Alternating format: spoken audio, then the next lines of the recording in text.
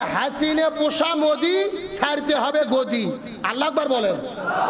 হাসিনে পোষা মোদি ছাড়তে হবে মানে শেখ হাসিনাকে পুষতিছে, জায়গা দিয়েছে, সুতরাং তোমাকে গদি ছাড়তেই হবে। কি মারাত্মক স্লোগান চিন্তা করে দেখছেন? এখন আমি চিন্তা করতেছি আমাদের আপাকে নরেন্দ্র মোদী জায়গা দিল, মোদী যদি পালাইতে আপা যাবে কোথায়? কথা কন না কা? আজকে ভারতে জুলাই নেমে এসেছে, ভারতে তরুণ সমাজেরা আপনার কক্রোচ জনতা পার্টি তেলাপোকা নাম দিয়ে রাজপথে নেমে পড়েছে। লক্ষ লক্ষ তরুণ ছাত্র সমাজ রাজপথে নেমে পড়েছে। নরেন্দ্র মোদী ছাত্রদেরকে দেখে ভয়ে পালাতে বাধ্য হচ্ছে। চিৎকার করে বলেন আল্লাহু আকবার। নাম দিয়েছে তেলাপোকা পার্টি। কি পার্টি? তেলাপোকা, কক্রোচ জনতা পার্টি। কক্রোচ মানে হলো তেলাপোকা। তেলাপোকার ভয়ে নরেন্দ্র মোদী দৌড়াচ্ছে। সোশ্যাল মিডিয়াতে একটা ভিডিও ছড়ে পড়েছে যে সংসদ ভবন থেকে নরেন্দ্র মোদী যেই বের হয়েছে, পিছন দিক থেকে ছাত্র জনতা ইনকিলাব জিন্দাবাদ স্লোগান দিয়ে যখন ধাওয়া দিয়েছে, নরেন্দ্র মোদী পালিয়ে যাচ্ছে। আলহামদুলিল্লাহ বলবেন না?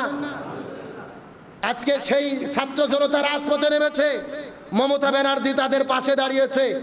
তারপরে সেই অভিনেতা থালাপতি বিজয়, আপনার রাহুল গান্ধী, প্রিয়াঙ্কা গান্ধী সবাই একতাবদ্ধ হয়ে গেছে। 23 সালে শ্রীলঙ্কার জালেম পালিয়েছিল, 24 সালে বাংলাদেশের জালেম পালিয়েছিল, 25 সালে নেপালের জালেম পালিয়েছিল, এই 26 সালেও ভারতের জালেম পালাতে বাধ্য হবে ইনশাআল্লাহ। তার কারণ বলেন, নরেন্দ্র মোদী মুসলমানের বন্ধু না শত্রু? আজকে হাজারো মুসলমানদের তারা শহীদ করে দিয়েছে। গরু জবে করার অপরাধে মসজিদে আগুন জ্বালিয়ে দিয়েছে, মুসলমানদের নামাজ পড়তে দিচ্ছে না। সুতরাং নরেন্দ্র মোদী পরাজিত হবে। আজকে ভারতের হিন্দু বৌদ্ধ মুসলমানেরা একতাবদ্ধ হয়ে ছাত্রদের পাশে দাঁড়িয়ে গেছে। আলহামদুলিল্লাহ বলেন। বাংলাদেশে যেভাবে আন্দোলন হয়েছিল গত অভ্যুত্থানে, একই রকম ভারতেও একই কায়দায় আন্দোলন চলতেছে। আল্লাহু আকবার বলেন। হিন্দু বৌদ্ধ মুসলমান হাতে হাত রেখে একতাবদ্ধ হয়েছে। এই ছাত্রদেরকে খাবার দিচ্ছে, পানি দিচ্ছে, শরবত দিচ্ছে, খাবারের কোনো অভাব নাই। এমনকি ছাত্র রাতের বেলা প্রচন্ড গরমে যখন শুয়ে থাকে, মানুষেরা এসে তাদের খাবার দিচ্ছে, বাতাস করতেছে। আমরা বিশ্বাস করি বাংলাদেশের মতো ভারতের তরুণদের বিজয় হবে ইনশাআল্লাহ। আমরা বাংলাদেশের 18 কোটি মুসলমান ভারতের এই তরুণদের পক্ষে সমর্থন করি, তাদেরকে সমর্থন জানাই, তাদের পক্ষে থাকবো।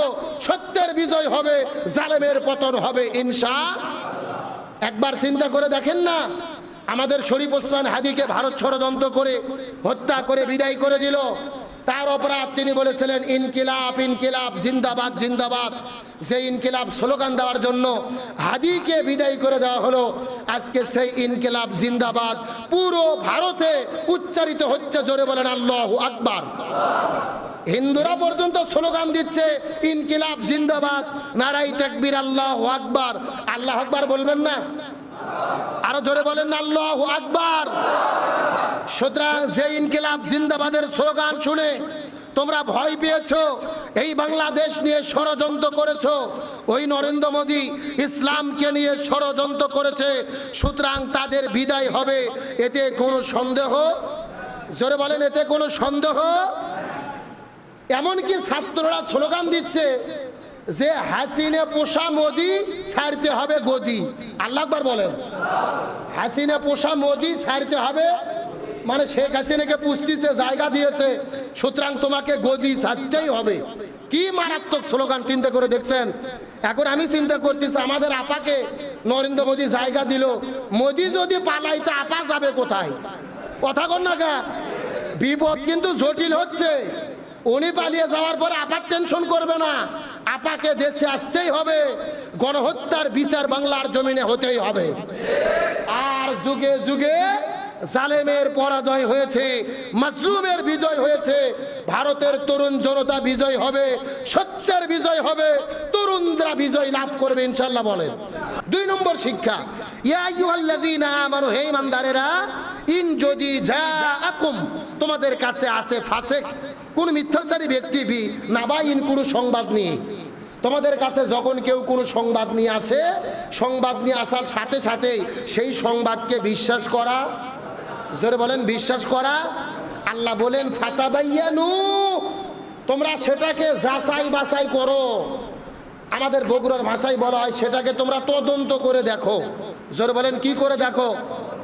হঠাৎ করে কেউ কোনো খবর আপনার কাছে নিয়ে আসবে আর আপনি সাথে সাথে বিশ্বাস করবেন, এর নাম মুসলমান নয়। আজকে বর্তমানে আমাদের দেশে এটা চূড়ান্ত মারাত্মক রোগে পরিণত হয়েছে। হাতে হাতে মোবাইল, ফেসবুক, ইন্টারনেট, যারা যেই খবর দেখে সাথে সাথে বিশ্বাস করে প্রচার করে, শেয়ার করে, ছড়িয়ে দেয়, লাইক করে, কমেন্ট করে, এমন লোক আমাদের মধ্যে আছে না নাই? নাই মানে আমরা নিজেরাই হঠাৎ করে যখন কোনো সংবাদ শুনি সাথে সাথে সেটা বিশ্বাস করি, আর বিশ্বাস করার সাথে সাথে সেটাকে ছড়িয়ে দেই। এটা সত্য নাকি মিথ্যা এটা তদন্ত করি না, যাচাই বাছাই করি না, গবেষণা করি না। অথচ আল্লাহ সুবহানাহু ওয়া তাআলা, রাসূল বলেছেন এই দুনিয়ার ভেতরে একজন ব্যক্তি মিথ্যাবাদী হওয়ার জন্য এতটুকুই যথেষ্ট যে সে যা শুনলো সাথে সাথে সেটা প্রচার করে দিল, তদন্ত করা ছাড়াই। এ হলো সবচাইতে বড় মিথ্যাবাদী। এ সবচাইতে বড় কি? এ কথা বলেন, এ সবচাইতে বড় কি? আপনি যা শুনবেন তাই প্রচার করবেন, হাতে একটা মোবাইল আছে, যা দেখবেন তাই বিশ্বাস করবেন না, এটা মুমিনের কাজ নয়। একটা খবর শোনার পরে সেটা কি করতে হবে? তদন্ত করে দেখতে হবে। আপনাদের এলাকার কোনো হুজুর অথবা কোনো আলেম তার ব্যাপারে একটা কথা হঠাৎ করে শুনলেন চায়ের দোকানে, যে শুনলাম অমুক হুজুরের নাকি এই ঘটনা, সাথে সাথে আপনি আবার আরেকজনক প্রচার করে দিলেন যে হুজুর এই কাজ করছে, উনি আবার আরেকজনক বলতেছে। তার কারণ আলেম ওলামাদের ব্যাপারে কোনো ঘটনা হলে কি আস্তে সরে না জোরে সরে? আপনি তদন্তও করলেন না, গবেষণাও করলেন না, একজনের কাছে শুনলেন, আপনি প্রচার করা শুরু করে দিলেন যে আপনার ওই সিল কানে নিয়ে দৌড়ে গেছে। এখন কানেও হাত দিলেন না, তদন্তও করলেন না, গবেষণাও করলেন না, আপনি দৌড়ানো শুরু করলেন। এটা কি ইমানদার মুসলমানের কাজ হতে পারে?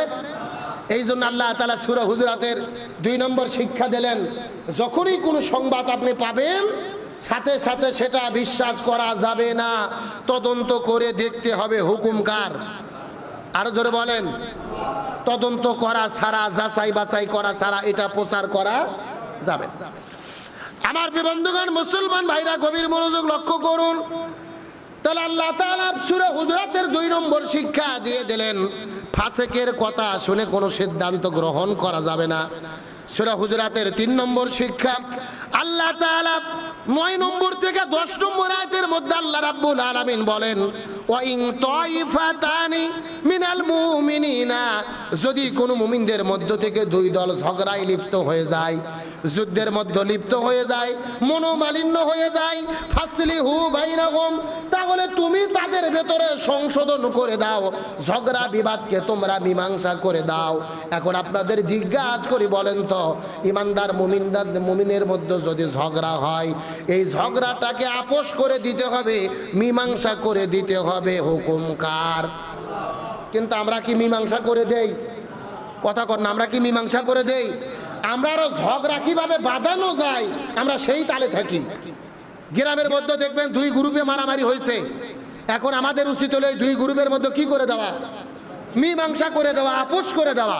কিন্তু আমরা এমন মানুষ, ওই দলক যেয়ে বলি যে ওদের বিরুদ্ধে তোরা মামলা করে দে, আর এই দলক আবার যেয়ে বলি ওরা কিন্তু থানাত গেছে, সচেতন হ। এমন লোক আমাদের সমাজে আছে না নাই?